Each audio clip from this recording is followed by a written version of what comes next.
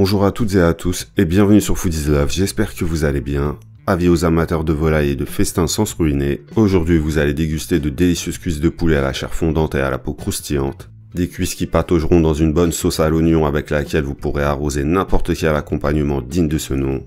C'est parti. Les ingrédients du peuple, les voici. Du poulet fermier, vous pourrez opter pour des cuisses ou simplement des hautes cuisses. Il vous faudra également un bon bouillon, de volaille ou de légumes. Il vous faudra également une bonne quantité d'oignons et une tête d'ail.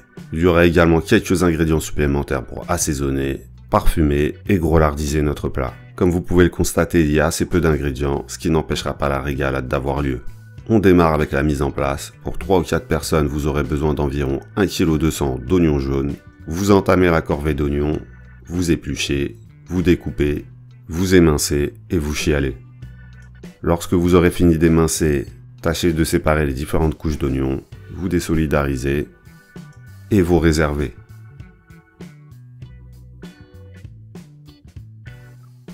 Autour de l'impératrice des arômes, la gousse d'ail, il vous en faudra 5 que vous allez râper. Ceci afin d'obtenir une petite purée d'ail. Si jamais vous n'avez pas de quoi râper vos gousses d'ail, utilisez un presse-ail. Ou bien vous pouvez utiliser un mortier avec un pilon. Une fois votre petite purée aromatique obtenue, réservez-la, mais gardez-la à proximité, car nous allons attaquer la cuisson. Vous mettrez sur le feu une cocotte, basse, ronde ou ovale, peu importe, que vous préchaufferez à feu moyen. Lorsque votre cocotte sera bien chaude, vous y ferez fondre 50 g de graisse de canard. Une graisse de canard que vous pourrez remplacer par un mélange d'huile végétale et de beurre.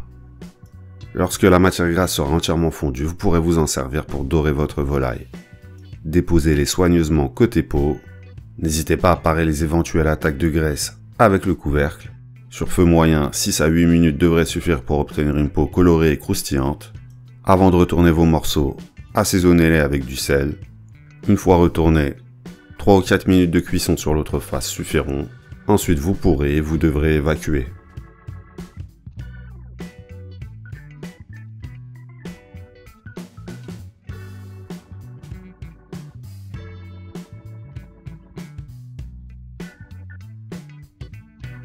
La volaille patientera non loin de là avant de retrouver sa place tout à l'heure. Mais en attendant, vous allez plonger dans cette graisse bien goûteuse vos oignons, toujours sur feu moyen. Maintenant, faites briller vos oignons, mélangez-les et enrobez-les avec le gras, afin d'obtenir le premier uppercut olfactif de la recette, suivi d'un crochet de l'oignon et d'un direct du gras.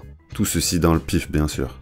Vous mélangez régulièrement pendant environ 5 minutes, ou jusqu'à ce que vos oignons commencent à devenir translucides.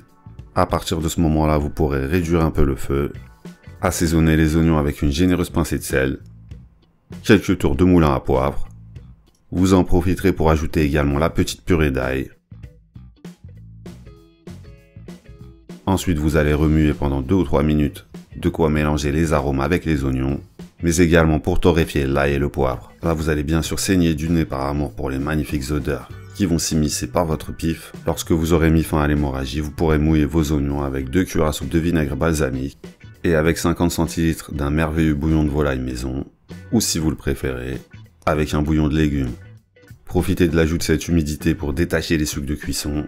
Raclez bien le fond de la cocotte. Le bouillon n'en sera que plus goûteux. Vous allez laisser les oignons mijoter dans ce bouillon sur feu doux pendant une dizaine de minutes, en venant mélanger de temps en temps. Une fois le temps passé, vous pourrez rajouter quelques effets aromatiques supplémentaires, comme une cuillère à café de baies de genièvre, 2 feuilles de laurier et 2 ou 3 branches de thym. Vous installerez ensuite confortablement vos cuisses de poulet sur le lit d'oignon.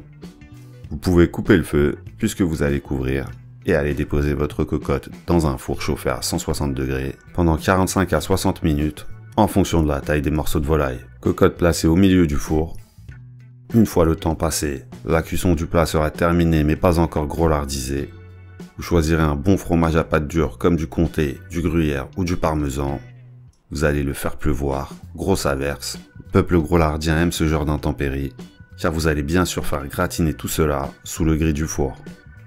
Quelques minutes, et la régalade va pouvoir commencer. Sortez les croûtons et autres morceaux de pain, pommes de terre en tout genre, frites, purées ou pommes dauphines, et faites votre devoir.